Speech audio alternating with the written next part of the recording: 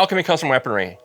Not a boutique, not a big company. They are located, or I guess they're cohabitated with Cabot Custom Guns in, I forget what part of Indiana. Chrissy, what part of Indiana are they in? Fort Wayne. Fort Wayne, because Crispy is a traveling content icon creator for both those brands. The pistols are, again, not production guns by any means. You don't just call them and 2 days later your gun ships. There's gonna be a lead time. They are off of a menu. You're not gonna be able to get window cuts and all kinds of weird things with them. You're buying a Alchemy product because you are a connoisseur of craftsmanship, traditional styling, lines, ball cuts, front strap checkering, curved trigger, flat triggers, those kind of things, ring hammers. Those are all things you're into because you have, most customers who have one of these have a previous pistol. So that's something that's unique about Alchemy. And when you meet Rob or you kind of do some history on Rob, you'll find a little side note about Rob is when you look at the Quantico high cap, Rob was working on the HRT pistols back in the day when Springfield would have a pistol made for the FBI HRT. I believe it was a Les Baer slide, if I'm not mistaken, and Rob was working at the time at Springfield and fitting these Caspian frames on Les Baer slides and making the HRT 1911 pistols for the FBI.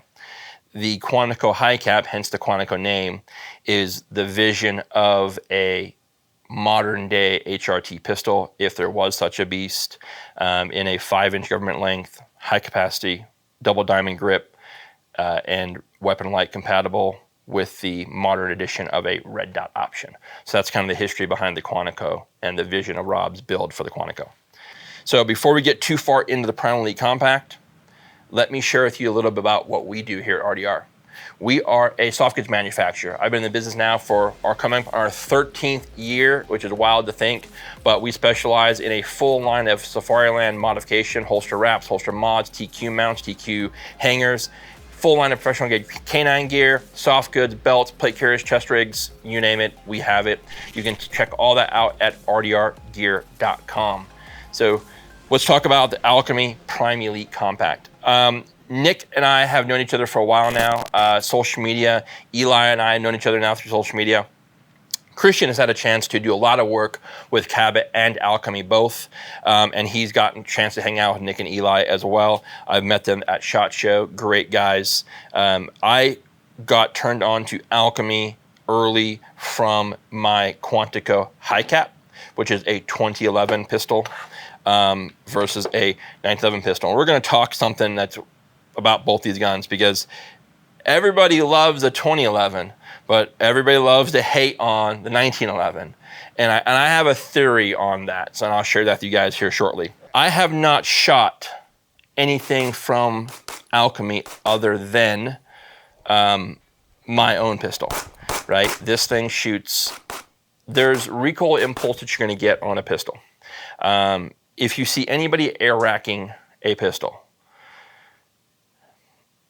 I'll be honest, right? If you can air rack a 2011 pistol, you have an improperly sprung pistol. Your pistol, your red dot is like shaken baby syndrome. Every time that slide reciprocates back and forth, that dot is just getting crushed. And there is a reason that the spring weight in these pistols is set to a certain weight because now it needs to run more smoothly versus violently. And if you can air rack a 2011 pistol, you probably need to reevaluate your spring weight choice. But it's a cool thing on Instagram, and I get it. The power of social media is strong, but that's something for you guys to consider. Hate me for it, love me for it, whatever, but look into it. When I shot the first mag out of this pistol today, you could definitely tell the difference. There is something with these pistols and the way they're sprung is what makes them shoot so well.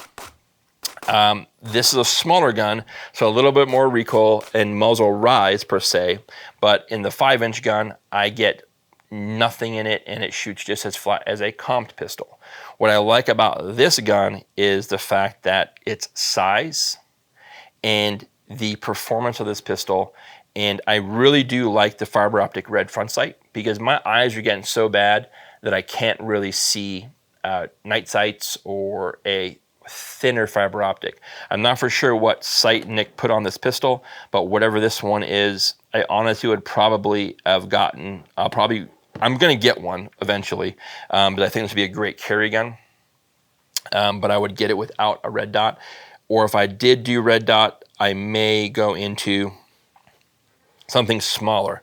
This gun, I probably don't want to put a Holosun on it. I would probably wait to see what comes out in the markets in smaller maybe enclosed emitters or micro emitter red dots. But I'm excited to SHOT Show to see what SHOT Show comes forward with, because I'm assuming with the Trijicon releasing the most recent 2 dots, there's going to be a new RMRCC coming. But some of the areas I really like on this pistol is this front strap checkering. This is phenomenal. And when you look at guns like this, this shows you the craftsmanship.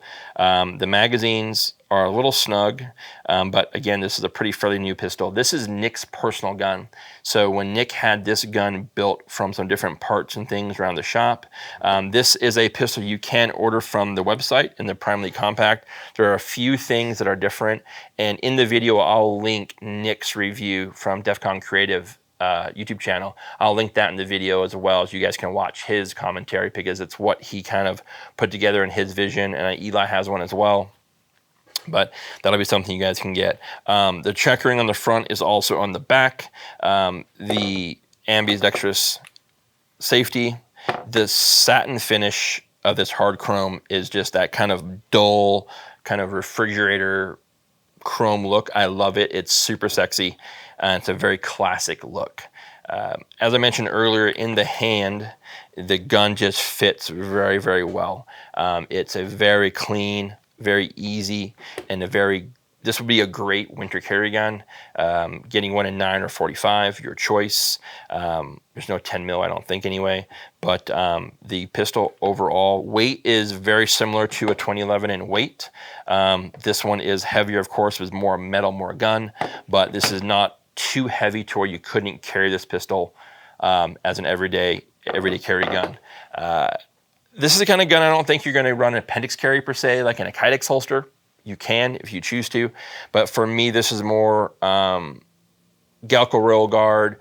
But again, they don't have those for red dot cuts, so you might be doing outside the waistband, something in an everyday carry with a heavier rigid holster, a little heavier belt. But this is a phenomenal carry gun model, and I'm excited to get to see this because one of my commanders are close to my heart, because I started out in the gun business in '98, and I didn't know much about pistols, but I grew up here in Utah, and everybody had a 1911. When I was a kid, my dad was in the Marine Corps. I first learned on a 1911. My dad had a 22 Colt Ace, and that's what we learned 22 in 1911. So I was immersed in a single action pistol from a very young age. Working in the gun shop, one day a Colt Series 70 satin nickel finished pistol came in, which was a Commander. It was just such a cool looking pistol. It had some wear marks, it had some history behind it, and I bought it because it was cool. And it was a 45, it was a Commander. As a young man at that point in time, as I got older, I met a girl or wanted to go on a trip. Well, I need money, so I sold the gun. But that pistol was my very first personal 1911, and it was a Series 70 Colt Commander. So the Commander length has a special place in my heart for me, and that is why I was excited when Nick said I'll send this out to you. I was excited for that. But this is going to be a reverse order of a 1911 series I want to bring to you guys, because as I opened the video with, the Boomer, the Jam-O-Matic, the 2 World Wars, those are all kind of derogatory slang terms that are used to describe 1911. This gun is not dead by any means. Social media, the power of social media, pushes a lot of this high capacity 2011 world, and Staccato, hats off to you guys. They crushed the marketing to not only rebrand the STI image and performance of their pistols with Staccato, but they single-handedly revitalized the 2011 platform to where it's literally a household name. right? I mean, with civilians, law enforcement, across the board. And I believe that is one of the reasons that the 1911 is now kind of in the shadows of the 2011, simply because there's not that same dominant social media presence around the 1911 platform. When I came up in the mid 2000s, 1911 was a very dominant pistol in the concealed carry. My first 6 years of working as extra protection, I carried a full-size government TRP. All 5 guys in my detail all carried the same pistol. But everybody in Utah, I mean, you could, from mid 90s to probably 2005, if you went to a handgun class in this state, it was dominantly a 1911 class. If you had a Palmer gun, you're the outlier. And it's funny because in 20, it was 2000, I think it was 2009 maybe. I flew home for a class with Travis Haley at PMA. If you guys are local, you'll know PMA gun range that's up in Parley's Canyon that closed. But that location, Travis did a level 1 handgun, whatever it was called back then, and I showed up and he was running an original early version Kimber. And if you didn't know anything about Kimbers, in the late 90s, Kimber made a banger of a pistol. That was probably one of the best production 1911s that looked like a custom 1911 that was just crushing the market at that time. And that Travis brought his out. I had put together a Springfield GI model that I had upgraded with a beaver tail, ambi safety, bead sight, and a friend of mine, Tim, who's passed away since, was a Miami-Dade armorer. And he helped me kind of mentor me through putting the trigger in, doing the mag well, all those things. I ran that pistol in Travis's class. So that was a cool way to learn to run a 1911. Travis gave me a lot of extra coaching that week in that class. And that this pistol in the hands of someone who can shoot this gun, a guy like Hackathorn, Masada Ayub, who else am I looking? Bill Wilson, any of these guys, Larry Vickers, Pat McNamara, all these dudes, Frank Proctor, you give them a 1911 and 2 8-round magazines, they're going to slay. The gun just performs, and if the driver is as good as the pistol, it is going to work no matter what in any capacity. The people who have had issues with a 1911 and the Gemomatics, the problems, they're YouTube tinkerers. Those are the guys who have tuned or tweaked a pistol the night before a class. They're taking and if you guys know the names, counter ambush or combat counter or marksmanship pistol, all these crazy guns through the Pacific Northwest, and it's a fancy logoed car.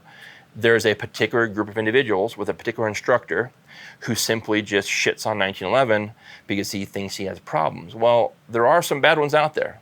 You know, if you're shopping that sub 500, you know, the Filipino guns, whatnot, there's some issues out there. But you're going to see a lot more 1911s in the channel. We have a lot of T-SOS pistols coming. We have Springfield pistols coming.